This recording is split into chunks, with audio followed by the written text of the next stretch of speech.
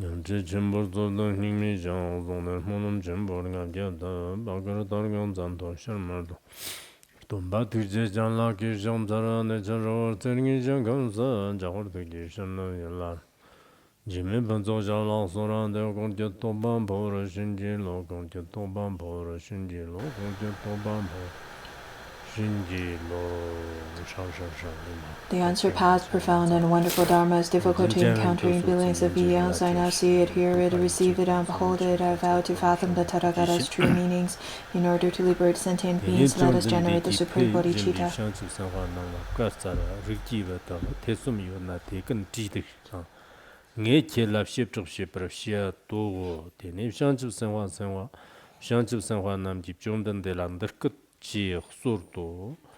Jomden de dagchig devjang shigbanu tagbaq chigle mafshid na ndarib jomden de ki chi la ta tagbaq simda fshet chig sora dang tenib jomden de ki togma me pe yishi ji shangchu sanhwa nam togba me pe yishi ji shangchu sanhwa nam la qasar ba rikji we ker nam ji semchen la pamba dang de yi shiro tun dur ta wan jwa lag ji nyon ji rikji we Nama Huirna Murchigla Mang Simyo Parte, Chungi Tsena, Shiba Jisha, Lo Nishi Yanchit, La Kieva Jisha, Lo Gachi Yanchit Debaner, Gambo Jishago. Ni Taba Simbo, Simyan Tedan Jarte, Sim Gachung, Nyantuna, Nyantu Lana, Taba Chung Jitan. Sim Diam Jangbo Rangsang Die Lana Tagbam Jangbo Dan Shanchib Senhua Chimbo La Lam Chimbur Jigbana Tagba Chimbur Tanto Rigive Kernamian Nyonji Dornam Tag Nime Padan Shuk Chigdam Tende Shipirgo Tata Kyang Tag Chigdam Dogo Dona Tagbak Chigte Tab Shape Simdo Go Ji Kyang Nyantu Dan Rangsang Die Kyang Rangsang Ji Tabayang, Taba Chimbo Nandan, Dela, Taba Chimbo, Sanji Tabago. Devena Tabak Simyang, Tabak Chico, Ji Chun Dub Tambice, Shanchu Sanhua Tomchak, Chu Mertive Chulab Zopa Tover, Gerlon, Gavgir, Japchum Bimjeva Tover, Nirchi, La Nirchi, Chugi Mgrnaber Taba Tover, Me Nirchi, Garton, Me Nirchi, Garton, Molla Laname Payan, Tobur, Zobo Shanchip to Simkieto Tene, Shuk Chune Shimbi Shanchip Senhua. Namji, Jondan de la Jondan de Calavarte, Lux Tarmo Janep, Tunip, Jondan de la Dirkichi, Sorto, Jondan de Dachon the Devjan Shabim Turdam, Shinji Labi Kamdar, Chinjam, Jondan de Gijarm Tomerstan, the Tabachimbu Chujan, Tony, Chujir Namjan Dirter, Dachaka Lande. Zunsun Zimber Namaram Zato Sur, Devjan Shabamian Lendebi Latin, Jiktenji Kam Dadan, Jiktenji Kam Janda, Redan, Nagdan, Tsardan, Xiangzhongdan, Rigban Zimbian Nedan, Zhongdan, Zhongkirdan, Zhongderdan, Zhongdan, Gumbadan, Tuchutan, Churtendan, Zilak Kandan, Gindenji, Nekandan, Chur, Tombi, Samangbundeva,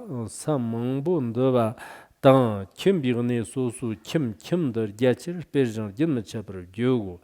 Değçir latta jena çujir namjandını yındığı nena ngansung yındığı nena anena ngansung nena ngansung nena nganjukın kıbrın görür. Ngun devjan şıbıp tambi semcin nyavri gopçatte ji tude Gungum Dorden Dele Tsig Chigdo Nal Harnam Gyang Rapta Gavi Tsimbar Kieter Tagdav Nimgur Gibi Ranjin Jirgevala Shodo Gang Lale Tarwa Chimbu Choksur Gibi Mdonda Tude Gavar Tiene Tapadan Kibe Semgi Yikirim Jagam Yikim Jern Jigbaga Hlokam Kandonda Shebagam Langam Changam Chagam Sarjang Chujir Namjang Di Nanga Sanji Jim Sanak Chikam, Shanchip Sanhim Sanak Chikjodna, Ganzak Dena, Tsendany Lab, Devato, Digbarnam, Mamtonja, Tsizatban, Chimpuna Yang, Shanchip Sanhua, Dagchak Namji Mundo, Lam Chante, Dagchak, Jiktenji, Kam number Tagbana, Nek Chik the Kir, Yogo. Dechi Latajinam, Dorden of Lama, Zwan Zimber Latogo, Dorden of Lame. zonsun zambana sanji jirkin zambago sanji jirkin zambana shanchib sanwa lokbur ngonde devena tetagna dagchigdan flapaq chukor gyodan kin tim dorde zonsun zamba Nam nirchig de ke jan mamjar mondo teni tsangba chimbo dan sumchir tsaksam di la dan jirten kyongwar gyarbo chimbo je dan sang dagbo lagnak dorje dan nojin girde khun chimbo yang daga shila sokba dan khli gyarbo gawo dan nyerga dan lama yin dan kardan dan yangjin dan chokma mo dan ri ladang, shenga ladang, lunga ladang, tsu ladang, si ladang, chi ladang, me ladang, lunga ladang, soba chang me pa, khogda me pa, rang ge, stanle, lang de jondan de kalawar de loks, tharmo jarjang kipi shang charne jondan de la, ndurkaduk sur to, jondan de, dagchagna, jondan de jif tambi mdur de tarwa chimbo, shuksir ge bandadak, 중정 점부를 교고 노르덴다 강당네 바테 덕적 거딱담 든더 달때 용수 덕부를 교고 노르덴담 출텐다 네바 강화 아네강다 켬도 켬비 켬도 곰바나 네비 경 롱테 카테 강상 가지가 습바 막상 노르덴다 종암 마키 버hlagam 칸돈도 기바나 덕적기 강석티 njor dodin dig nyar sholum jir li dans sem mabdever gyogo te kangdag ne bater njikshang chagba dang lobar dog nopam jongro gyogo tsen dala mabdever na tsogdan tsen pune semchin nyar tongro gyogo yang kang lala ji kum dordin dala kiber gide sigbak zangme blang jang changam chib gide dikpu ji dikjang plagba kadondo jisam changam zannam yikim jagam jir jikkamar jisi channam dikbi churnam mafshena dagchak kamdorden da chungwi lata kanzakti rimjo gyogo chungwar gyogo kanzakti nyarna yang tim dandam chide stengan nambar mchungwar gyogo yang chigdana jagam marungwa agdon marungwa namgi nope mtsukbar gyogo gangdag nebi kim 강킴 양 중으로 교고 디 존돔 치나 덕지가 남기 장 딱더 시름 장장 전 사르버 교고 슈그저 강돔 치나가 강맘치 바 견도 개비 춤 통장 셈푸나양 라르티런 교고 교던 켄테나 산겜 통장 특바 친부 추 머똥으로 교고 지 소라다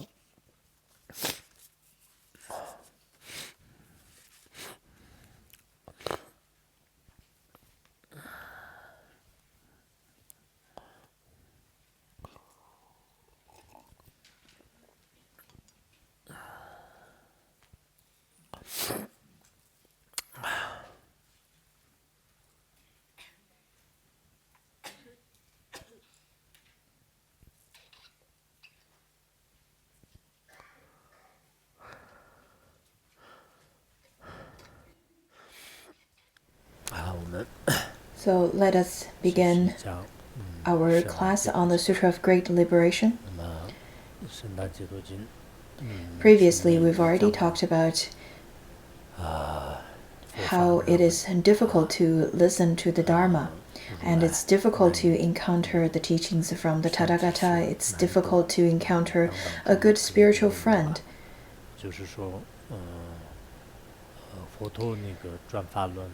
The Buddha turned the wheel of the Dharma, and the sentient beings have such difficult opportunities and to encounter such teachings.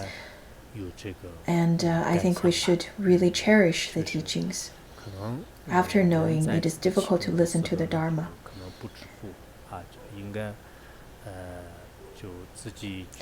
I know that many people probably feel that listening to the Dharma is rather very easy, but once you lost such opportunity, you will realize how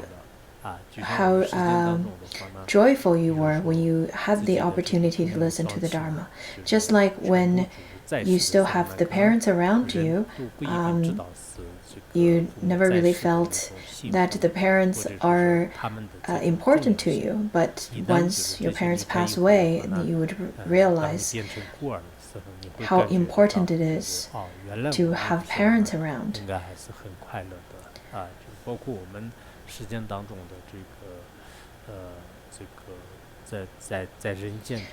So the opportunities of studying the Dharma in our world is in fact the same. We can understand the opportunities that's very difficult to get, and we should realize how important it is to cherish the Dharma teaching opportunities, to cherish the opportunities of listening to the Dharma.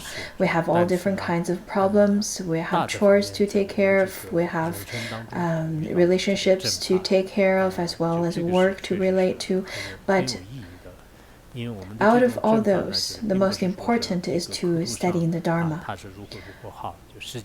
It is important that you realize we're not simply paying lip service on how Dharma is difficult to listen to, how difficult it is to get an opportunity to listen to the Dharma, and how wonderful and this kind of unique opportunity for us to listen to the Dharma.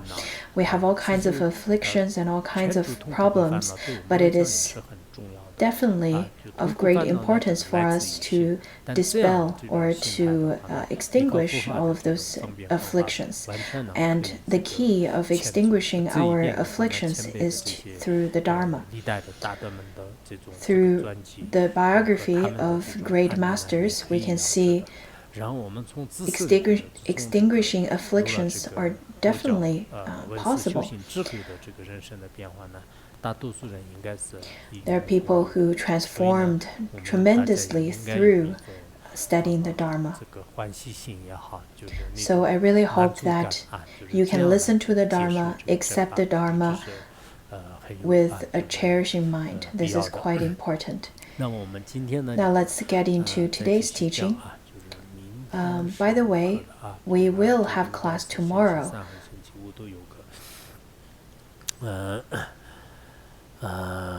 Next week,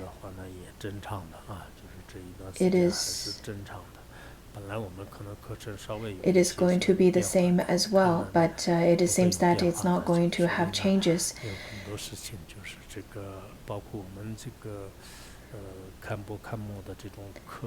Well, so that is called impermanence. And the Khenpo and Khenpo's teachings on the aspiration of being reborn in Pure Land is also the same.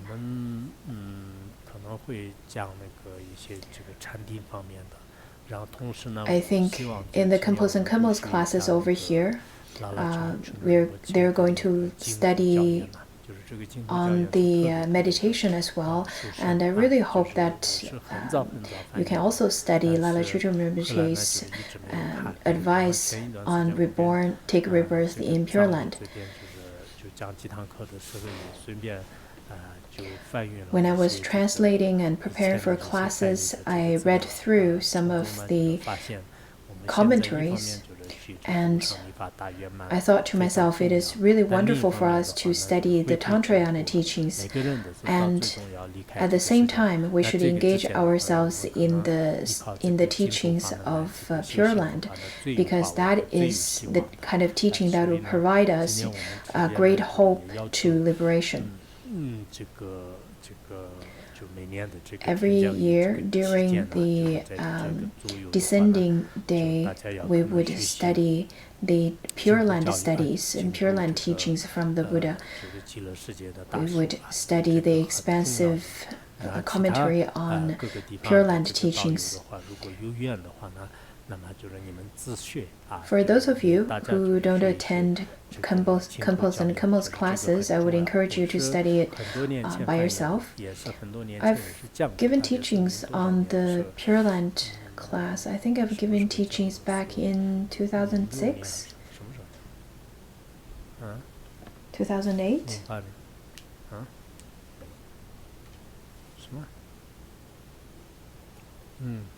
So, back in 2008. And? When did that class end? 2010. I taught on the Pure Land teachings, and I gave 104 classes Okay. 就是我听说是有些人我讲的100年4堂， I heard that 现在法师们就是讲15堂。 I heard that some of the Khenpos and Khenpos would give only 15 classes on the out of 104 classes. They would condense my teaching into 15 classes. The extract of my teachings, the pith of my teachings. 进化的巧具。接下来我们就讲讲就是我的意思是我们大家都还是对法不要有满足心，对吧？ So I really encourage you to develop a sense of contentment towards worldly needs and worldly provisions, but develop a sense of curiosity and longing towards Dharma provisions, Dharmic provisions. Let it be giving teachings or listening to the teachings. I'm sure you have to put lots of effort into it.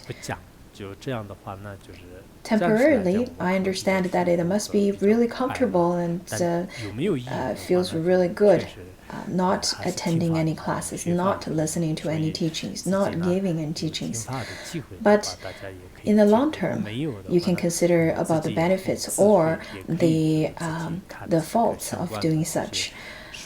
Especially now, since we still have the opportunities of listening to the Dharma, then we should try to engage ourselves in the studying aspect of the teaching.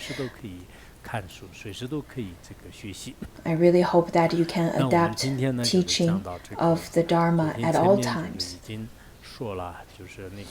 From the previous class, we've already studied that all the bodhisattvas from the 10 directions of the Pure Lands, they all came to the Buddha Shakyamuni and made offerings to him, all kinds of offerings, in order to request him to turn the wheel of the Dharma, to give the pith instruction to them. So let's continue from there. It says that at that time, the Buddha told all the bodhisattvas, mahasattvas, who came to see him. And the Buddha said that virtuous men, if you were to have any questions, you can ask me. And at this time, you can ask me any questions if you have any doubts. And I will tell you whatever I know. I'll tell you everything that I know. I will answer your questions directly. I will not reserve my answers. I will tell you my answers completely and thoroughly. So over here it says that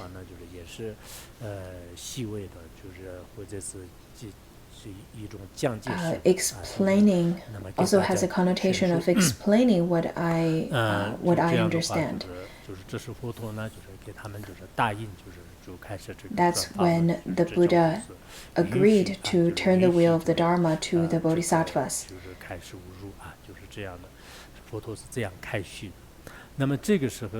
And at that time, all the bodhisattvas gathered from all the 10 directions of the Buddha land, they then addressed the Buddha all together, saying that, world-honored one, the Tathagata from our Pure Land, they only taught on the one yana, or the one chariot, the ultimate truth of the teaching, the ultimate Buddha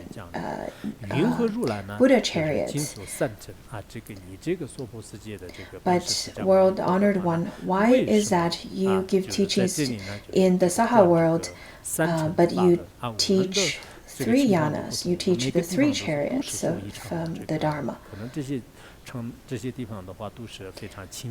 The bodhisattvas said that, well, because we came from the Pure Land and everyone in that Pure Land, they have sharp or very high capacity of understanding the truth.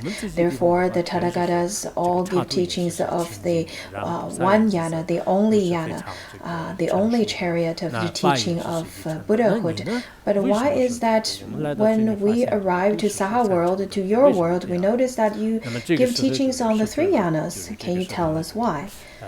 At that time, world-honored one, with his unobstructed wisdom, and stated to the bodhisattvas, and said that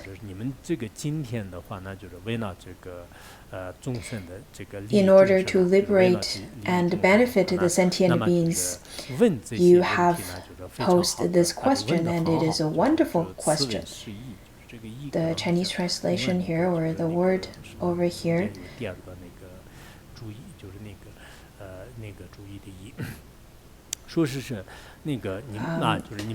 particular word can be adjusted over here. And then the Buddha said, listen, listen. Usually during a speech, if you were to give a speech to a group of people, and then there are people who would pose questions, and really sharp questions sometimes. There are people who only ask questions, but sometimes they don't really understand what they're asking for. Sometimes if I were to ask the person who posed the questions, I would ask them to repeat their question, and then they would forget about their questions. So sometimes they just want to ask the question that they don't really understand even. And after I request them to repeat their question, sometimes they would forget about it.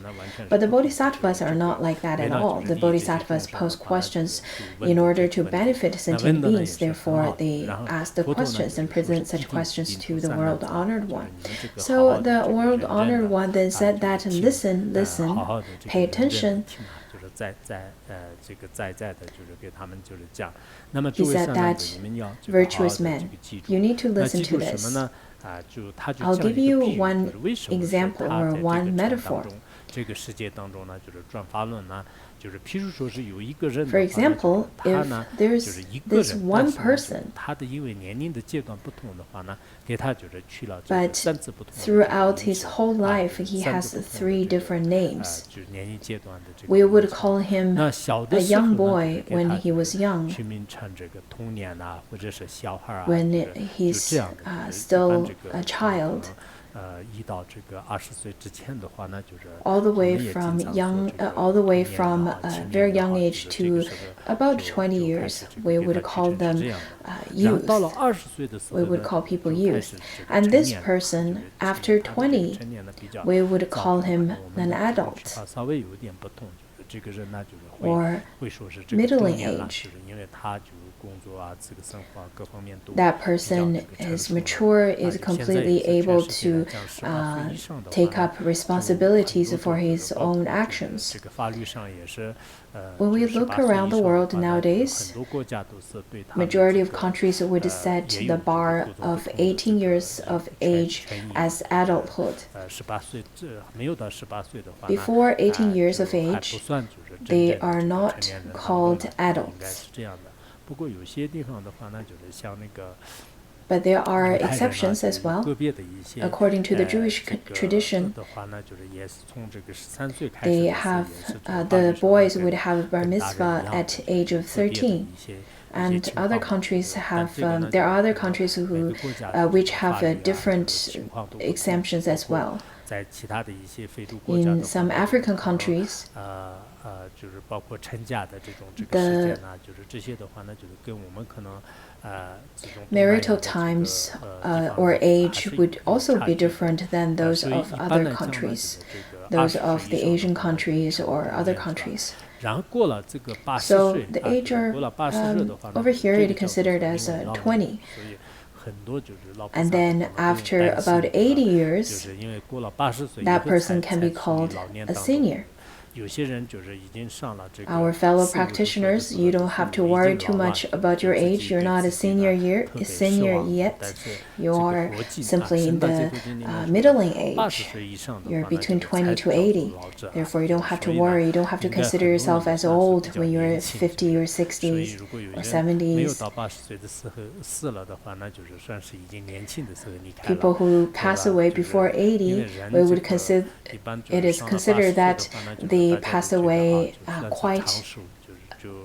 quite a young age.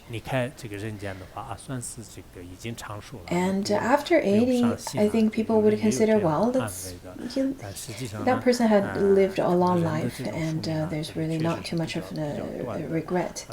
According to Longchenpa, he said in the treasury of Wish Fulfilling Jewel, he said that around 40 to 50,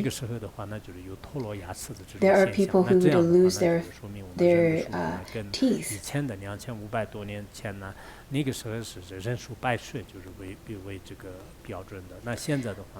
Around 2,500 years ago, the people around that time, they can live a longer period of time, and considering the average of people's lifespan after reaching 80 is already quite old already. But because of the medical advances, people can live for a longer period of time. There are, of course, places that they don't have great medical support, they don't have good weather, they don't have good nutrients, then they may die of a younger age. Over here, the Buddha told this metaphor, saying that if a person at young age could be named a child, could be called a child, and at the middling age could be called an adult, and after 80, that person can be called a senior. I myself also, I give teachings of the three yanas as well. And to the kind of person who first generated Shravaka kind of aspiration of liberating themselves, so I call them the Theravada or Hinayana. The reason it is called Hinayana is because they are just like the child stage of on the Dharma path. And I don't think there's anything, you don't have to take it as offensive to be called a hina, to be called a small vehicle, because it is only natural we call the young ones as a small child or small children, so there's nothing offensive about it. And then in the middling path, that is the Pratika Buddhas. And the great ones, the great bodhisattvas, who generated great aspirations, I would call them the Mahayana, the great vehicle, because of their great aspiration. And that is the reason I give the three yanas of teachings. People nowadays really like great. They want to call themselves that I am a Mahayana practitioner, I practice the Mahamudra, I practice the Mahaprajna Paramita. So everybody really likes to practice on the great path. And they would consider the hina, the smaller vehicle, as inferior. But to determine if you're a Mahayana practitioner or a Hinayana practitioner really depends on your aspiration. Are you practicing for your own benefit or for all sentient beings' benefit? It depends on how great your aspiration is. And the Buddha continued to say that, well, in terms of the Mahayana, the virtuous man, you should listen, you should pay attention again. 那么从那个 The teachings do not have extremes. The teachings actually do not have any of those extremes, and the teachings all end up on the same path. The meaning of them are the same. It is the same. It is of one taste in emptiness. There are different ways of explaining it, but eventually it would be of the one view.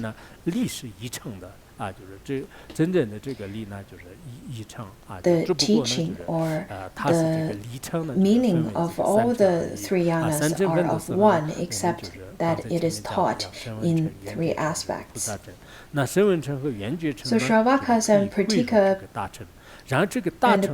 Buddhas eventually would enter into the Mahayana, and Mahayana is the Buddhayana. Therefore, all the three yanas are indeed only one yana, only one chariot.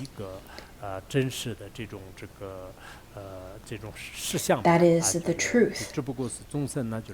Except that the truth are taught through three different ways.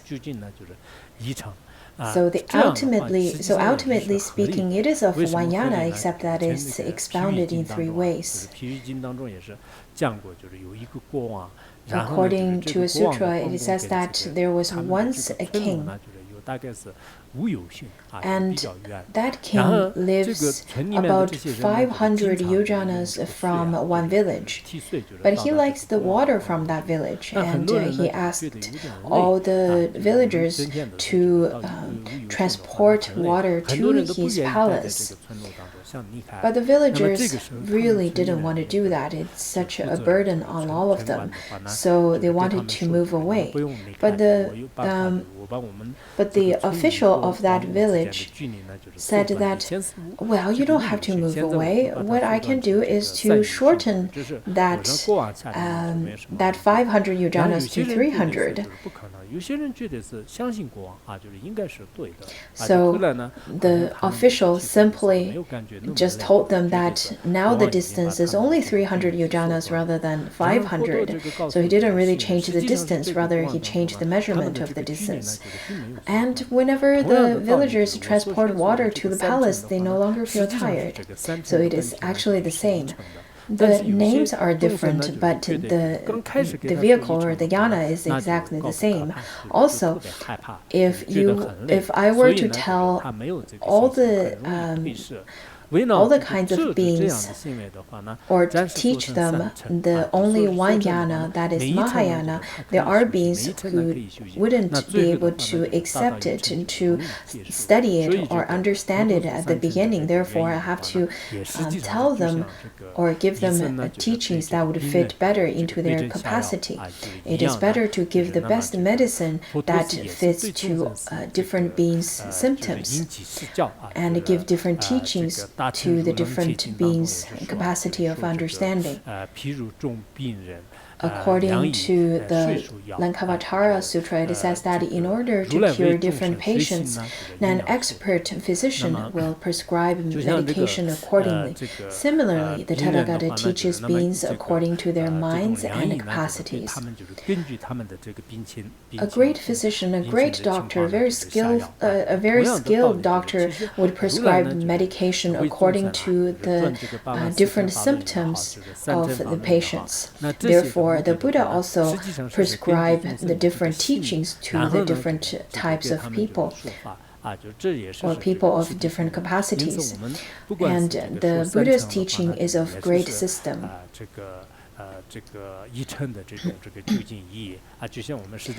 But at the very end, it is of the same meaning.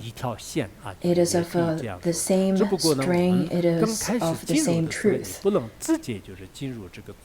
There are people who cannot enter to the ultimate truth right away.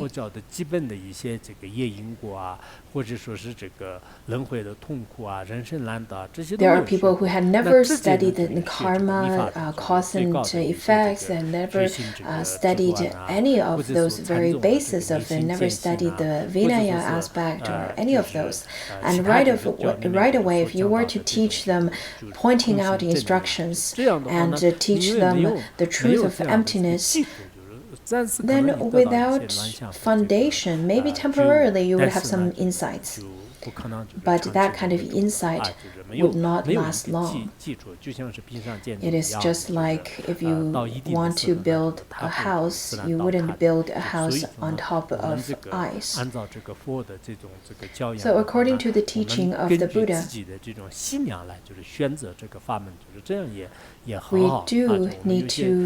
we could choose the teachings according to our own capacity. At the beginning, when you enter the path of the Dharma, you probably would want to be just like the sixth patriarch and right away recognize the nature of the mind. Of course, it sounds wonderful. If you can do that, that's great. However, if you really want to attain such kind of realization, it will be very difficult. Just like if you were to ask a herder to farm, it would be very difficult. But if you were to ask a farmer to herd, then it would be also difficult for them as well. So you have to practice accordingly. And there's definitely a sense of system from the Buddha's teaching. After speaking such teaching, 10,000 bodhisattvas within the Dharma assembly attained the Dharma of forbearance of non-arising. I'm not sure how many of you have attained the forbearance of non-arising. There are people who are dozing off right now. There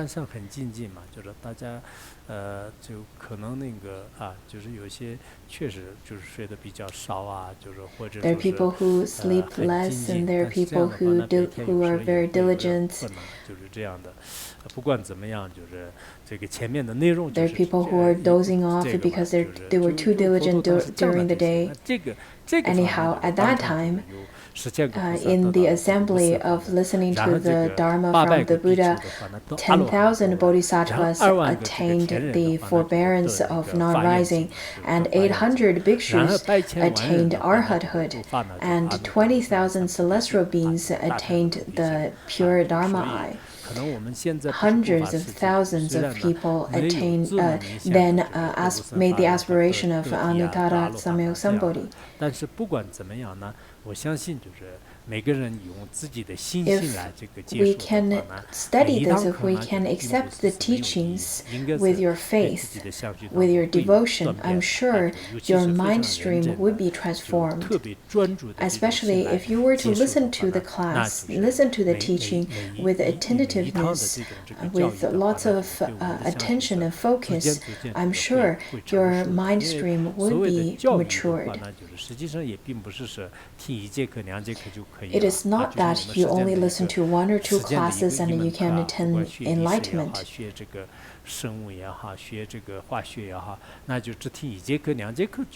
Just like if you want to dive into the profession of biology and physics, how can you only listen to one or two classes and grasp the profound meaning of those subjects? So the Dharma is exactly the same.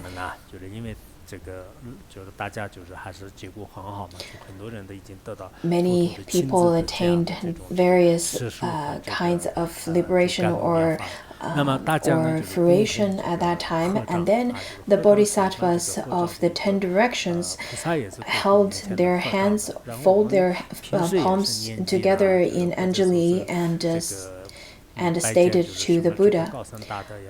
Folding the hands in Anjali is very traditional, and is a very traditional way of Buddhism to pay reverence. And this kind of action, this kind of posture would also bring many benefits to yourselves, such as wisdom. Think about that. If one person during chanting folds his hands together and chant, and the other one, not only he does not fold his hand, he looks around. So who will gain more benefit? So I think that's quite clear. Over here, all of them held their hands together in Anjali and stated to the Buddha, saying that all of us today, with the blessings of the Buddha. Over here, the blessings of the Buddha in the Chinese translation said that with you, the blessings of the Buddha. We're not so sure about who the bodhisattvas are referring to, whether if it's Shakyamuni Buddha or the other Buddhas. They arrived at Saha world, arrived to this world. So the bodhisattvas, with the blessings of the Buddhas, they came to the Saha world to listen to the teaching. And think about us. We also are listening to this class because of the blessings of the teacher, or because of the teachings given by the teacher. So we should have lots of gratitude towards them. We should generate that gratitude for their kindness.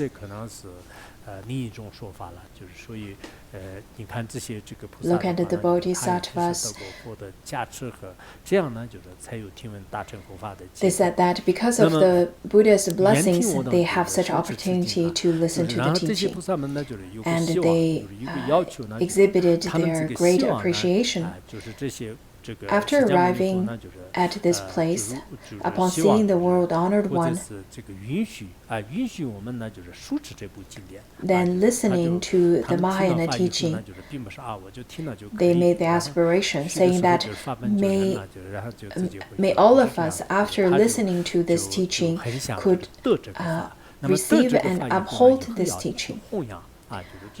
And over here, uphold, what does it mean? Uphold means also not only understand it, but propagate it as well. So they said that after the Buddha passed into parinirvana, when Buddha passed into parinirvana, in this country or in this land and other places, in the forests and at places where the sages reside. Over here, sages probably refers to the Vidyadharas or the great practitioners. Also, the metropolis and small countrysides, as well as villages. So the Chinese translation in 4 letters talked about 3 different types of sizes of cities, the metropolis, the great cities, and then also countryside or small counties, and even smaller than that, villages. So it is condensed in the 4 letters or 4 characters. And in the wild, as well as in the cemetery, so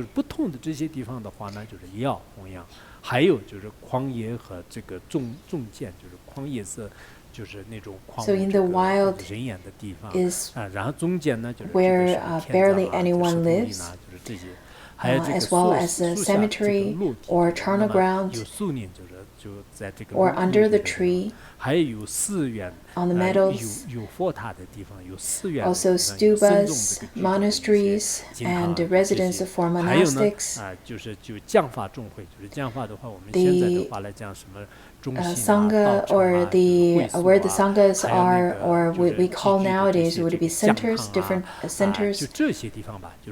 So in all of these places, as well as lay practitioners or residents, lay Buddhist houses or apartments, every household and everyone.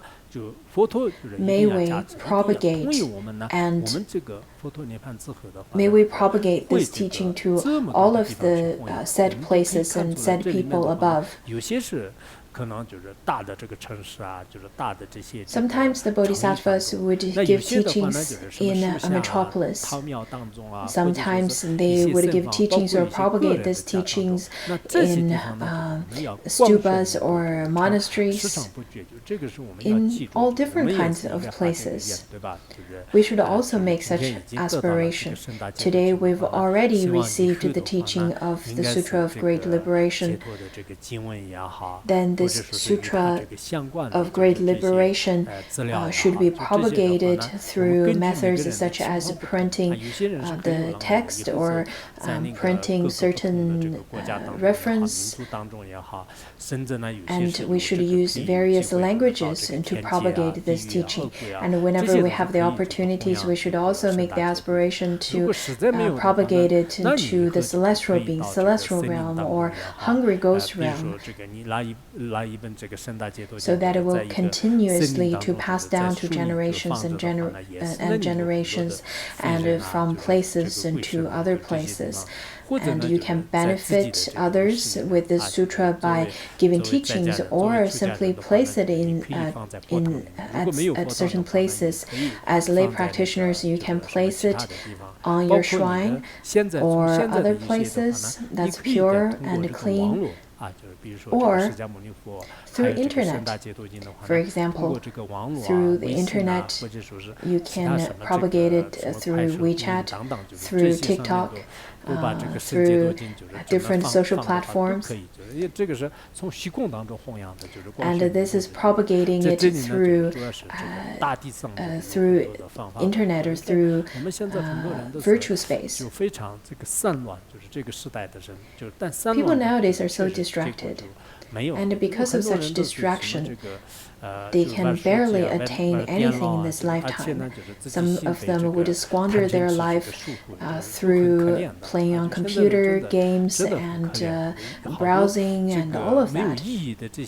Lots of those meaningless actions.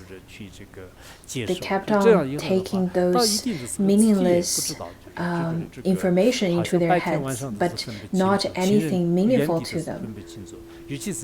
Sometimes they don't even understand what is beneficial and what is not. There are people nowadays who would only play games day and night.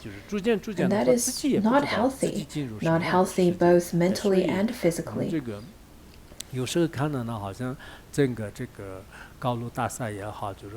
Look at this world. The high risers and restaurants, shopping malls.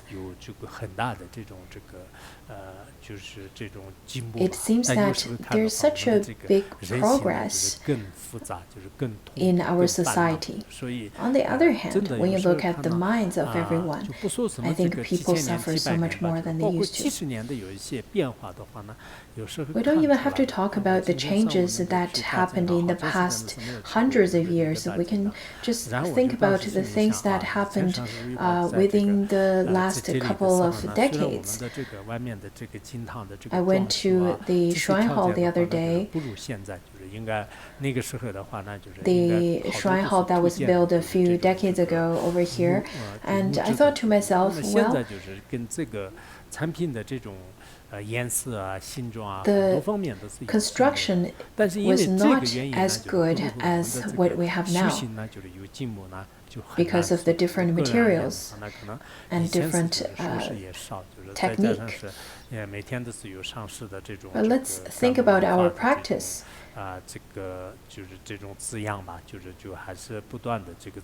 Nowadays we can, but now let's look at our practice.